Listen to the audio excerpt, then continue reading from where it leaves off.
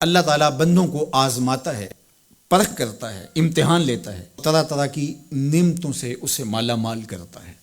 کاروبار وسیع ہو جاتا ہے، اس کے لیے دولت کے انبار لگ جاتے ہیں، دنیاوی مال و اسباب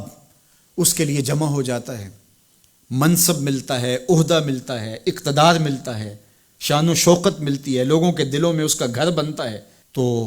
اس کے ذہن میں یہ بات آتی ہے کہ میرے رب نے مجھے جو عزت دی ہے میں اس کا استحقاق رکھتا تھا، اور میں اگر اس لائق نہ ہوتا تو مجھے کیوں نوازا جاتا، تو گویا میرا رب میرے اوپر راضی ہے۔ اور پھر جب محفل نعت میں مہمان خصوصی بھی بن گئے تو پھر تو ان کے نفس کو اور تسکین مل گئی۔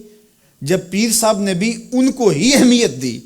تو پھر انہیں لگا کہ واقعہ ہی ہمارا رب ہم پہ راضی ہی ہے، تبھی تو ہمیں مذہبی طبقوں کے اندر بھی اہمیت مل رہی ہے، حالانکہ وہ جانتے ہیں کہ ہم نے یہ دولت کیسے حاصل کی ہے،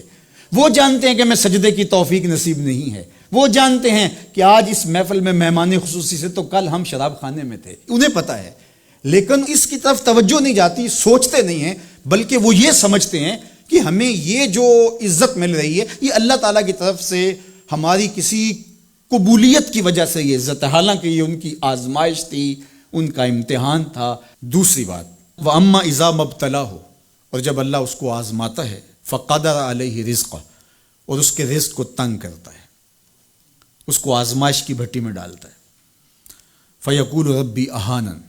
تو پھر وہ چیخ اٹھتا ہے، میرے رب نے تو مجھے ذلیل کر کے رکھ دیا۔ بیماری آ جائے، ابتلا میں مبتلا ہو تو وہ کہتا ہے کہ میرا رب مجھ سے ناراض ہو گیا۔ تو یہ انسان کی کج فکری، ایسا نہیں ہے۔ کسی شخص کو دولت کا دیا جانا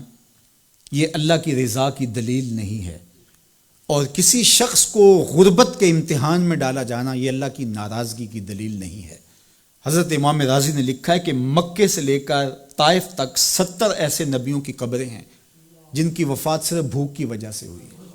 تکلیفوں میں، آزمائشوں میں، امتحانوں میں، ابتلاؤں میں اس کے بندے رہے ہیں۔ میرے اور آپ کے آقا و مولا حضور ختمی المرتبت کے گھر میں کبھی برابر چولہا نہیں جلتا تھا، کبھی کھانے کے لیے کچھ میسر نہیں ہوتا تھا، پانی پی کے اور کھجور کھا کے گزارا ہوتا تھا، تو یہ تو کوئی دلیل نہیں ہے۔ اللہ کی رضا کی دلیل کیا ہے؟ نیکی کی توفیق مل جانا۔ اور اللہ کی ناراضگی کی دلیل کیا ہے؟ کسی شخص کا گناہ پہ دلیر ہو جانا۔ کوئی بندہ گناہ پہ دلیر ہے اور معصیت،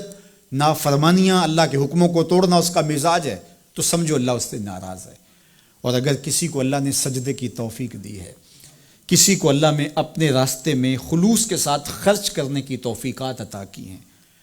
حلال حرام کی تمیز اس کو عطا کر دی گئی ہے، تو پھر سمجھ لو کہ اللہ اس پہ راضی ہے۔ باقی رہی بات کہ کسی کو دولت کا زیادہ دیا جانا، کسی کو کم دیا جانا،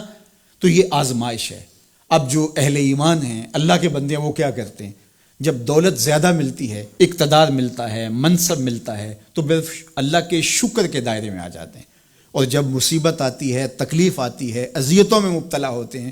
تو پھر وہ یہ نہیں کہتے کہ ہمارے رب نے ہمیں ذلیل کر دیا، بلکہ وہ اس پہ صبر کرتے ہیں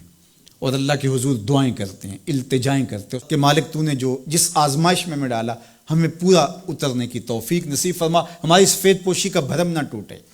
اور ہمیں اس مشکل وقت سے بچانا کہ جب ہماری یہ غربت ہمیں کفر تک لے جائے۔ اور جب ان کو دولت مندی دی جاتی ہے تو وہ ڈرتے ہیں کہ اللہ ایسا نہ ہو کہ یہ دولت ہمیں فرعون بنا دے،